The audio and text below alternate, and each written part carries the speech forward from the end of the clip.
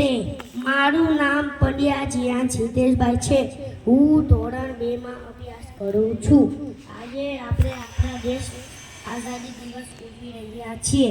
દર વર્ષે 15મી ઓગસ્ટે આઝાદી દિવસ ઉજવીએ છીએ. આ દિવસે 1947માં ભારત દેશ આઝાદ થયો હતો. આપણા દેશને આઝાદી અપાવવા માટે અનેક માણસોએ બલિદાન આપ્યું હતું. મહાત્મા ગાંધી, સરદાર પટેલ, ભગતસિંહ અને સુભાષચંદ્ર બોઝ જેવા મહાન લોકોએ દેશ માટે ઘણું કામ કર્યું છે.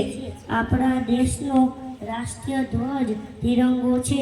તેમાં કેસરી, સફેદ અને લીલો રંગ છે.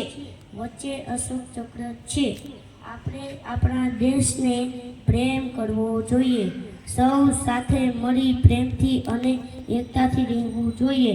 મહેનત કરીને આપણા દેશ ભારતનું નામ રોશન કરવું જોઈએ. ભારત માતા કી જય. જય હિન્દ. વંદે માતરમ. અસ્તુ.